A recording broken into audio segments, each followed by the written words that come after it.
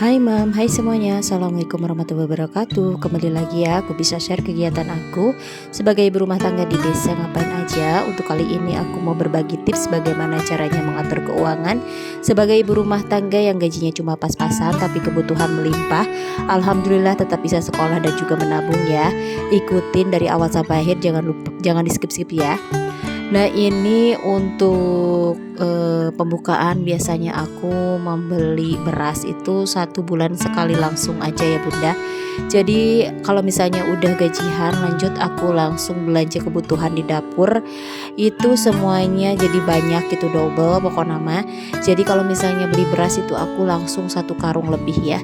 Jadi kalau misalnya ada keuangan lebih pas waktu gajian, lanjut aku beli kebutuhan pokok semuanya ya. Lanjut aku pisahin untuk kebutuhan sekolah anak-anak dan juga untuk ongkos anak-anak. Jadi walaupun kita ada kebutuhan yang mendesak, itu kebutuhan pokok itu udah terpenuhi. Dan biasanya walaupun gajiku pas-pasan, biasanya untuk gaji pegawai buruh pabrik kayak aku itu sekitar 3.500.000. Bayangkan saja untuk kebutuhan yang banyak banget, sedangkan gaji kita cuma sekitar 3.500.000. Jadi dari awal aku belanja itu sudah aku pisahin yang namanya kebutuhan pokok. Lanjut aku pertama beli beras atau beli perbumbuan, biasanya aku mengeluarkan budget sekitaran 1 juta. Jadi sisanya itu ada 2.500.000. Biasanya untuk ongkos anak-anak aku langsung pisahin ya Bunda. Jadi untuk anak-anak, untuk aku anak-anak udah dipas. Jadi sehari itu untuk yang anak SMP itu 15.000. Biasanya sisanya untuk anakku biasanya ditabung, dan untuk anakku yang PAUD itu 1 hari 10.000 itu teh plus sama jajan ya Bunda. Jadi sekitaran untuk anak-anak aja udah ngabisin budget 500.000. Jadi uang belanja aku masih sisa sekitaran 2 juta. Nah untuk sehari-hari biasanya 1 minggu aku belanja mingguan, aku targetan 1 minggu itu 200.000. Jadi untuk 4 minggu habis 800.000. Dan masih ada sisa 1.200.000 ya. Untuk yang 200.000 biasanya aku simpan ditabungin untuk kebutuhan mendesak ataupun untuk tabungan hari raya lebaran ya. Jadi walaupun itu kita mepet banget, biasanya aku simpan paksain aja 200.000 ya. Dan untuk kayak kebutuhan beli bumbu atau beli apa kan udah dibeli langsung pas waktu belanja bulanan. Jadi kalau misalnya ada kekurangan, biasanya kita beli di warung, dipas-pasin aja ya. Untuk anak-anak kayaknya untuk SPP atau biaya sumbangan untuk ke sekolah, biasanya 1 bulan itu untuk anakku yang SMP itu 50.000, sedangkan yang PAUD itu 100.000 ya. Jadi sekarang mah anak PAUD lebih besar biayanya. Dan itu biasanya aku langsung potong pas waktu belanja bulanan. Jadi dihitung 1 juta itu untuk belanja bulanan ditambah sama biaya sekolah gitu. Untuk sama SPP udah tadi masih ada sekitaran 1 jutaan ya.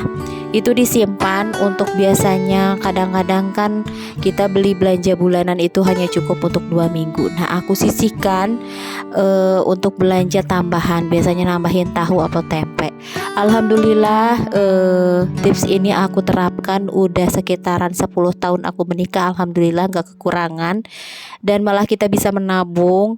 Alhamdulillah setiap tahun kita bisa renovasi rumah walaupun sederhana, tapi dipaksain aja, yang penting kita punya rumah yang nyaman ya. Nah jadi untuk biaya kayak sakit atau misalnya anak-anak samen, biasanya aku tambahin, aku dagang tiap hari, dagang snack itu dari Pak Su ya. Jadi kalau Pak Su selain non teh selain kerja di pabrik dia juga sambil jualan snack gitu. Jadi untuk kayak biaya pengeluaran yang lain kayak beli buku, seragam ataupun kebutuhan anak-anak yang mereka mau misalnya mainan atau apa itu diambilnya dari kita jualan. Jadi ya Bunda, untuk gaji pokok seperti itu hanya untuk bisa biaya kita sehari-hari sama biaya kita 1 bulan makan sama biaya listrik atau air ya. Oh, untuk listrik sama air aku ambil itu sekitaran 300.000. Alhamdulillah di rumahku nggak terlalu boros karena perabotannya nggak terlalu banyak, cuman pakai kulkas sama Magicom ataupun kadang-kadang kita juga nyetrika ya. Untuk nyetrika biasanya aku pakai seminggu sekali supaya lebih hemat listrik.